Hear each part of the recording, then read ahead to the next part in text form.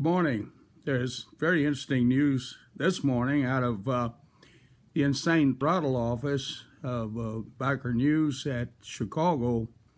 Reportedly, Hollywood Machicati, my editor, has received some type of threats from the Ugly Man Cossacks. That's the the regular Cossacks over at Gun Barrel City here in Texas, and that's the national leadership of Cossacks Motorcycle Club. They're very upset that we printed the particulars on an ancient history conviction of Zeke Stone, the national president.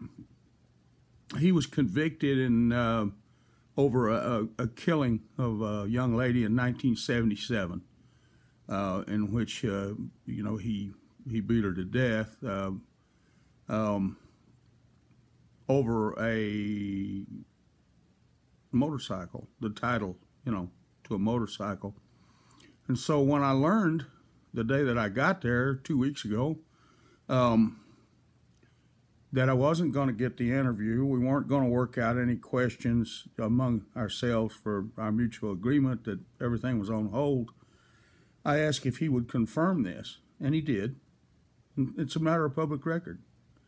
So it's interesting. But it begs a question that's very important, and it's this, that there's a motion to reveal on the table, and it's been there for years, since the Twin Peaks massacre of May the 17th, 2015.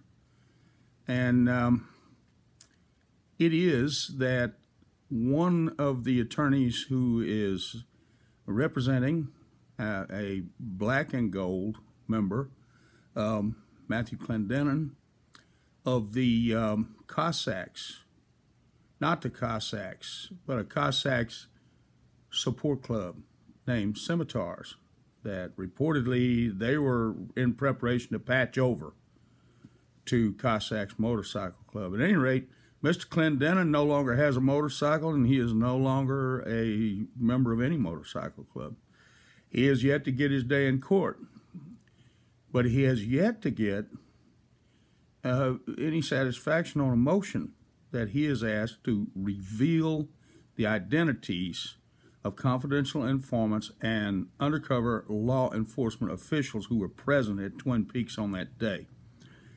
The heading of this motion reads this way: it appears evident that law enforcement officials infiltrated and or had confidential informants inside the Cossacks Motorcycle Club and or other motorcycle clubs prior to the incident at Twin Peaks.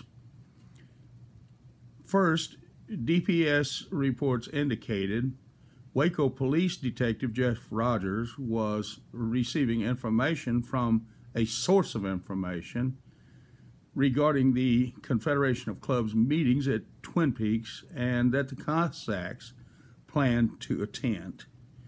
Now, if you download this motion, which we have supplied for you, you will see in the attachment A report from DPS. And all of that is indicated there. No further information is forthcoming. We've never learned exactly who was there. But it's kind of a matter of common knowledge. Everybody seems to know that at one point, Lieutenant Swartz, who was in charge of DPS and ramrodding the operation that day, he testified in an examining hearing that he made a decision not to have his men in there, and he pulled them out. And so this has become a matter of massive friction. Like I say, if you can't do anything in the jury box, and it occurs that you can't in this case.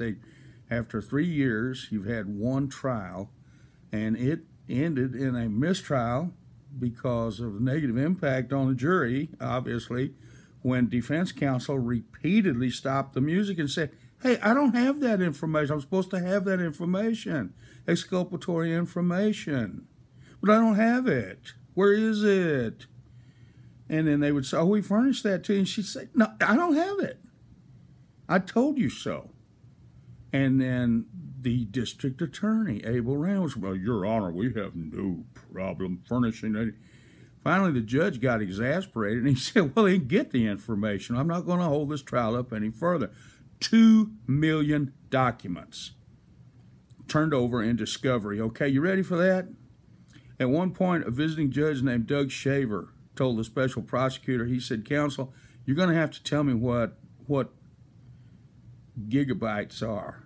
What does that mean? 2 gigabytes of information on a hard drive. And that lawyer from Houston told the judge, he said, well, Your Honor, that means about 2 million separate documents.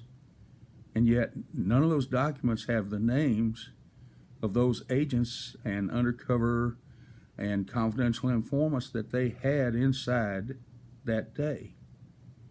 There's something very precious about that information. At any rate, it is worth reading this long motion. It's 39 pages. But if you really want to know the issues that face the voters on March the 6th in their selection of a district attorney, and it will be settled in that primary election, believe it. If you want to know what you're looking at, read this motion.